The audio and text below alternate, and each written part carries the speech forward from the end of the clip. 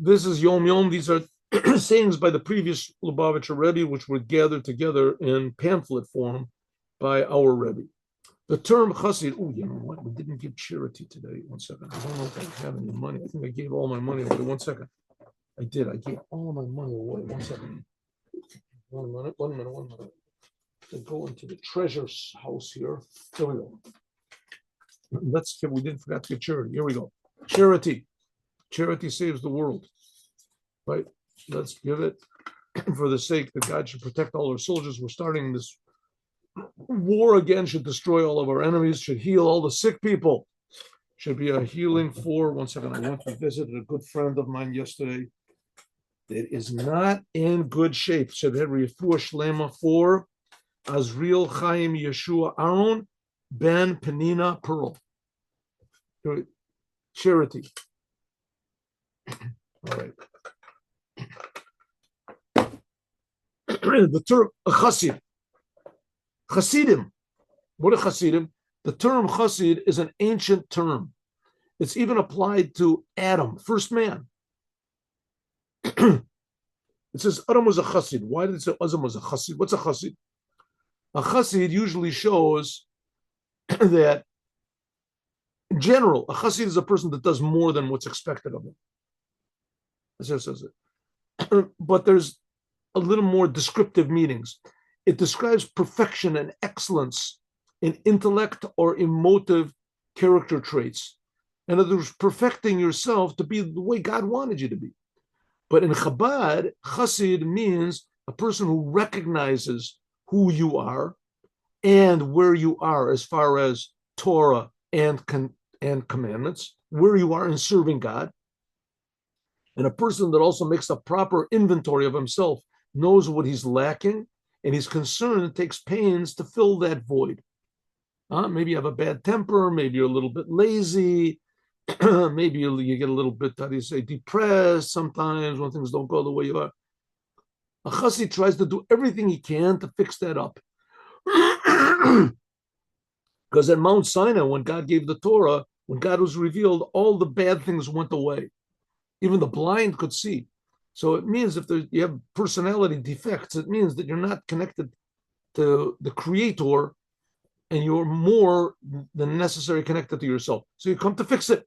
A person is diligent in the obedience of what? Accepting the yoke. He's diligent in what does it mean? Doing what God wants, even though he doesn't want to do it. Refraining from what God wants, because that's what God wants, and doing, yes, positive things that God wants, even though you don't want to do it. Forcing yourself to serve God and forcing yourself to be happy doing it. That's a chassid. Number two, the Tzemach Tzedek, the third Rebbe of Chabad, said, after he hearing this, what was said over here, said, my grandfather, the first Rebbe of Chabad, here we have a picture of it. First Rebbe of Chabad, big picture.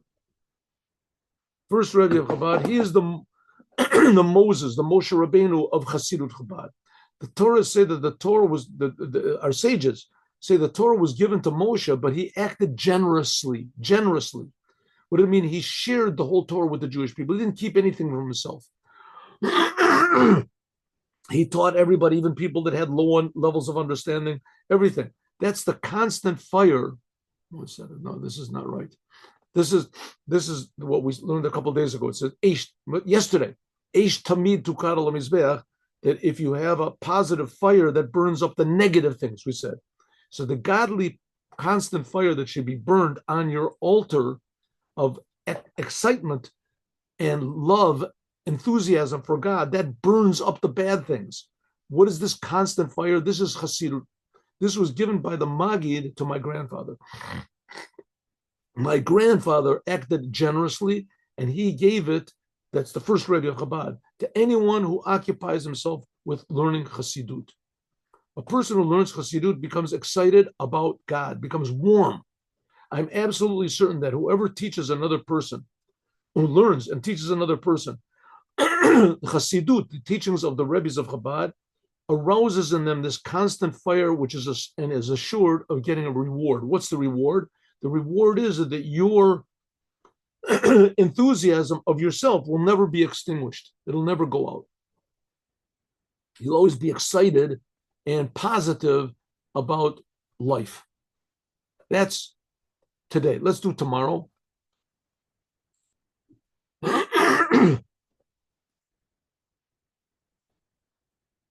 My father writes in one of his Maimarim that the third meal of Shabbat, it says today you will not find it in the field in Parshat B'Shalach. So it talks about over there the manna that fell in the desert, the manna that fell in the desert. So it said that there was enough manna there for. It says. I'm sorry. It says. I'm sorry. I'm sorry. I have to remember the sentence. Shabbat HaYom. What was the sentence? I forgot the sentence. Ochlu HaYom. That's right. It says that manna falls on Friday. The manna fell a double portion on Friday. And on Shabbat, it says, Shabbat HaYom, Tochluhu HaYom, HaYom lo yimatzu b'sadeh. It says, Shabbat is today, eat it today. Today it will not be found in the field. Because it says 3 times today, and the third time it says you will not find it today. So this is taken by some to say that you should eat the third meal, but it's not necessary to eat bread. You should partake of something, and that's really the custom of Chabad. Rabbi Yossi said, may my portion be those who partake of 3 Shabbat meals. So Shabbat, there are some people in Shabbat that they learn, because there's a law that says if Erev Shabbat, if it falls on Erev Passover that falls on Shabbat, so it says that you're not supposed to eat chametz on Erev Pesach. So it says if Pesach falls on Shabbat, so Erev Pesach is on Friday, so you're not supposed to eat chametz. So what can you eat? So it says, well, you can learn Torah. Learning Torah is in the place of the third meal. So some people take that also. They learn Torah in the place of the third meal. The Alter Rebbe taught after he came to Liazna, you have to be very careful about the middle prayer, mincha, the special priority of the mincha prayer, the middle prayer of the day, and Ma'ariv is that comes in the middle of the day. In Judaism, the day starts in the nighttime, right? So technically, the nighttime prayer is the beginning prayer. But in fact, it doesn't work out that way. The morning prayer, that's when you wake up in the morning. The first prayer you pray is the morning prayer. Before you go to sleep at night, there's the evening prayer. The middle day prayer is when you're in the middle of your work. You have to take a break from your work, and they're busy with their personal affairs, but nevertheless you interrupt on your day and you pray mincha prayer. Therefore it says forever, la'olam also means the world. In the world, the service in the world is Yeh Adam, you have to be a person. A person must be a human being. Use your intellect, use your unique things that only a human being. And you have to be zahir, means to be careful, but it also means to shine. You have to shine. When do you shine? In the afternoon prayer. It shouldn't be just a thing that you can't wait to get back to work. You stop your work in the middle of the day and you devote yourself totally to God for that 10, 15 minutes. And that's the time when things really shine. Next, this is the second one for tomorrow. The blessing of the Kohanim. When the Kohanim make a blessing, outside of Israel, usually the Kohanim, the Kohanim, there's certain Jews with their Kohanim. They know when from the time they were born. They inherited from Aaron. It was passed generation to generation. So those people who are the Kohanim today, so they raise their hands and they bless the Jewish people. It's 3 blessings they give the Jewish people. Outside of Israel, usually this is only done on the Musaf prayer, the additional prayer of the holidays. But in Israel, there's places that they do it every day. There are places in Israel where every day the Kohanim bless. And it says that's the raising of the hand. This is the elevation of your emotions, raising your hands. Your hands are right and left. That's like your emotions.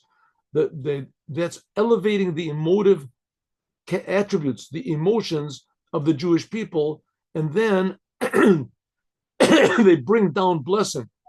They bring down blessing into the world, and that The Kohanim raising their hands up shows where the blessing is coming from.